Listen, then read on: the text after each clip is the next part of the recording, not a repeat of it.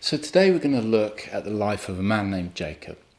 So here's Jacob's story.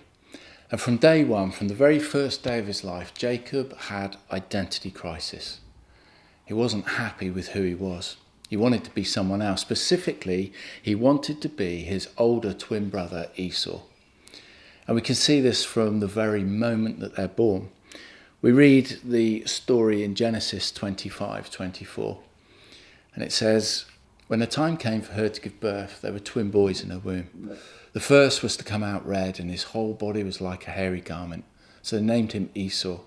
After this, his brother came out with his hand grasping Esau's heel, so he was named Jacob. When you first read it, it's easy to think to yourself, so what? What's the big deal? Well, let's take a closer look. You see, being born first in those days was a big deal. Because being born first means you came with a number of perks. The first perk is what's called the birthright, which basically gives the firstborn a double inheritance.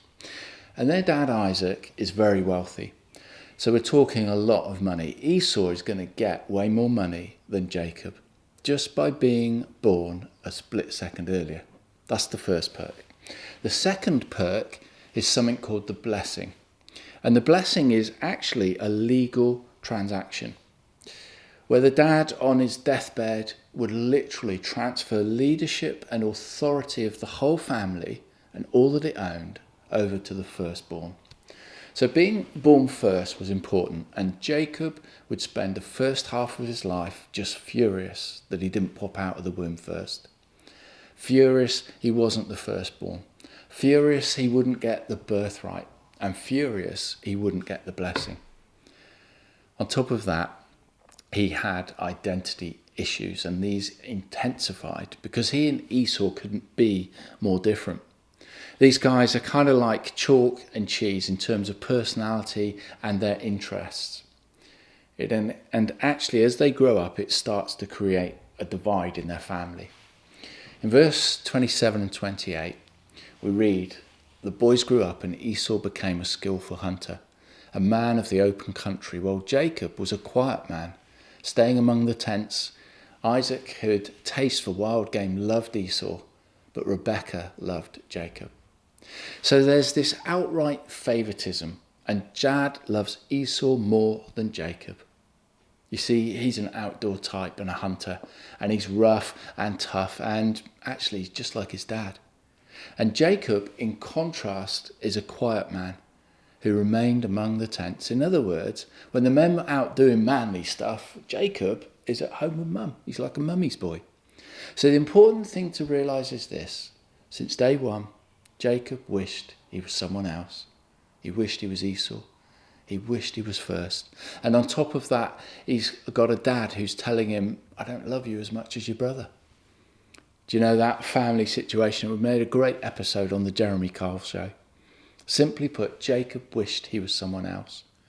And it's easy, isn't it, for all of us, however much we try not for it to be the case and we deny it, to wish we were someone else. We've all done it. Maybe we're doing it now.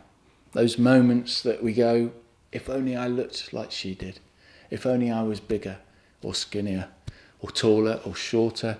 If only I was more outgoing or maybe less outgoing. If only I were more like that person. And maybe I'd be happy. And maybe life would just be better if I were just like someone else. So that is Jacob's situation. From day one, he's got an identity issue. He wishes he was someone else. Even his name is rubbish. Remember in the passage, the first to come out was red and his whole body was like a hairy garment, so they named him Esau. When his brother came out, with his hand grabbing Esau's heel, he was named Jacob. But that phrase, he grasps the heel, was a cultural one that meant liar and deceiver. They named their kid Liar and Deceiver. How great's that? What's your name? Oh, I'm Jacob, but you can call me Liar and Deceiver. Someone who pretends to be something they're not in order to take something that's not rightfully theirs. Someone who creates a fake version of themselves, who wears a mask in order to get ahead. And when Jacob can't take it anymore, then he actually lives up to his name and he becomes a chronic liar and a chronic deceiver. You see, after years and years of sitting in this jealousy and bitterness and insecurity and anger, he finally takes matters into his own hands.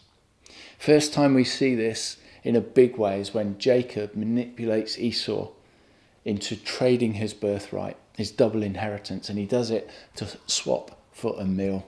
You can read about it in verse 29. We don't have time to go into that part of the story today, but you get the point. Jacob is becoming deceitful, and he's a manipulator, and he tricks Esau. So that's the first time we see Jacob deceitful. But it gets much worse. So if you fast forward the story, eventually Dad Isaac is on his deathbed, and that time he's also blind. Any day now he's going to die.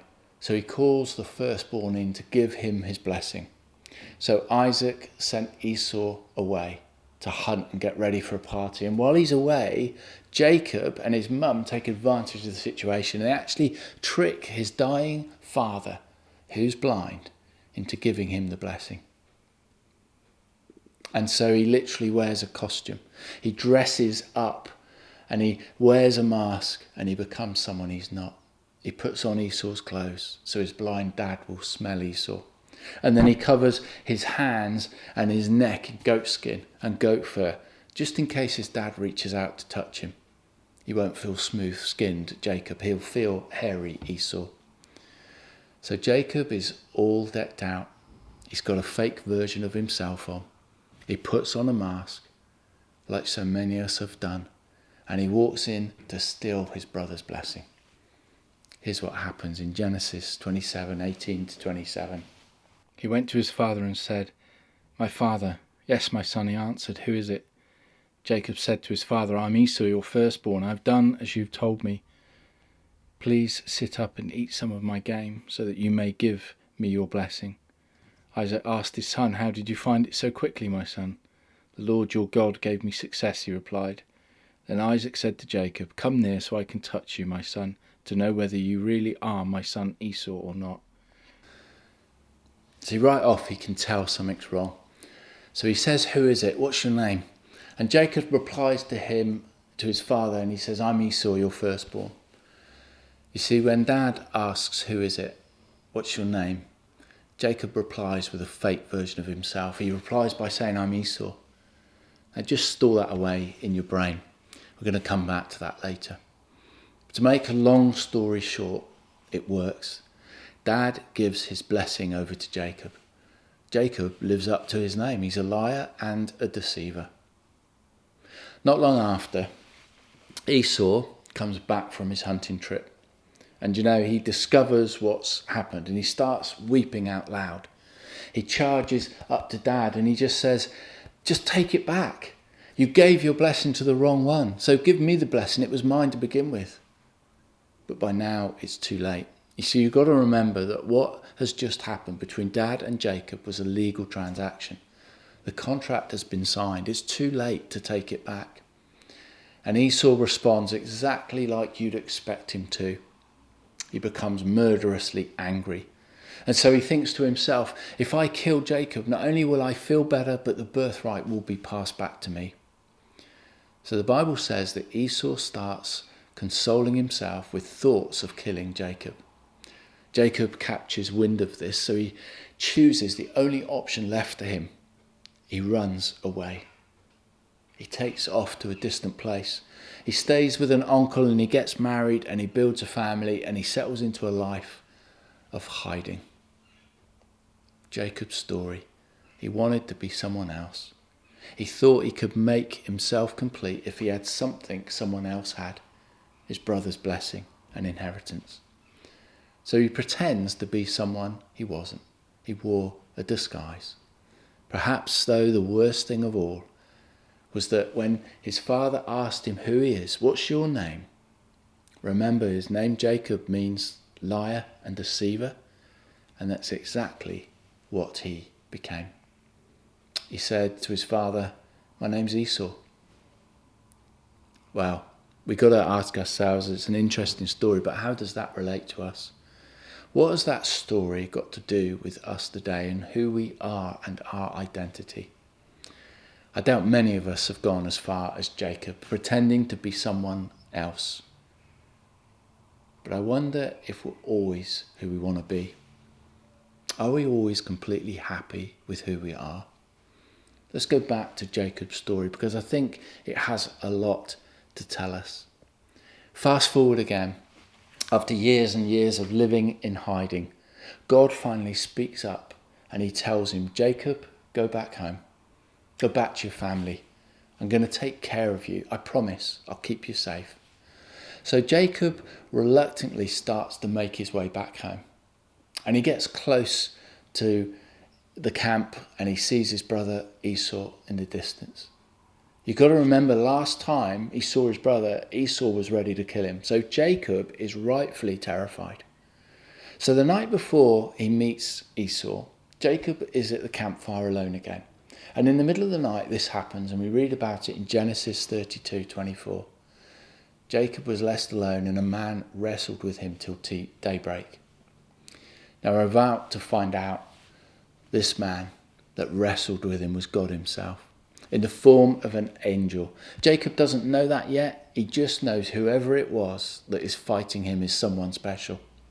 So he wrestles with this guy all night long. And at one point, Jacob's hip is wrenched out of its socket. He's in a ton of pain, but he won't give up. And as the sun comes up on this situation, he won't let go of him. And he shouts this at a stranger. He says, I will not let go unless you bless me. Jacob knows that whoever this is that has the power and the authority to actually bless him. And so he demands a blessing. And this is how the strange figure responds. It's God, remember. The man asks him in chapter 32:27, maybe I'll bless you, but what's your name? Wow. See, it's that question again. Who are you? Remember, Jacob has been in this situation before. It was years and years and years ago, standing in disguise in front of his blind, dying father. And the last time he was asked, what's your name, during a blessing, Jacob responded by saying, I'm Esau. I'm whoever you want me to be. I'm whatever version of myself you'll actually like right now. Dad, I'm your favourite, your firstborn, I'm Esau. Last time this happened, Jacob asked for his disguise to be blessed. And the result was that he was alone and afraid and unfulfilled. So what does he do this time? Well, I suspect if you've not heard the story, you've already guessed. The man, God, says, maybe I'll bless you, but what's your name? And Jacob responds for the first time ever with honesty. He says, I'm Jacob. And if I were not careful, we'll miss what just happened. What happened is Jacob took off the mask, stopped pretending he was someone else, and he asked for the real broken, messy version of himself to be blessed. God asked, what's your name? And he responded with honesty and transparency. I'm Jacob. Yeah, I'm that Jacob. I'm the liar and the deceiver, the sneak and the backstabber. I'm the secondborn, wearing the mask of the firstborn. I'm Jacob, and I'm a mess. And what's God's response? Well, the man, God, looks back at him and he says, no. You'll no longer be known as Jacob because I'm going to give you a new name. I'm going to call you Israel. Because of Jacob's honesty, because of his transparency, he says here, the real me, the liar and the cheat. And God's immediate response is this, no, you're not. Don't call yourself that. I don't call you that. I'm going to call you Israel, which is a name that means triumphant with God. So God basically goes, Jacob, you've been pretending, and maybe it's the only way that you've known to get ahead in this world, but with me, I'll show you what it looks like to be actually triumphant. There's no need to pretend anymore. He renames Jacob. He gives him an identity way better than liar and deceiver, and it changes the course of Jacob's life. He becomes Israel. He has 12 sons who become the 12 tribes of Israel. He becomes the father of a people called the Israelites, who are God's chosen people. Our theme over the past few weeks has been, who are you? And I wonder what you'd say. Perhaps you've been told things, both negative and positive, and maybe you've believed them. But is it really who you are? When it comes to God, you know he can't be fooled. He sees the real you. And the good news is this: even though he sees the real you, he still loves you. The truth is found all over the Bible. God demonstrates his love for us while we're still messed up and broken. Before we knew who God was, he sent his son to die for us, to pay a price we couldn't pay, which means simply this: God is in love with the real you. Who are you? Well, let me tell you today who you are. You're loved by God.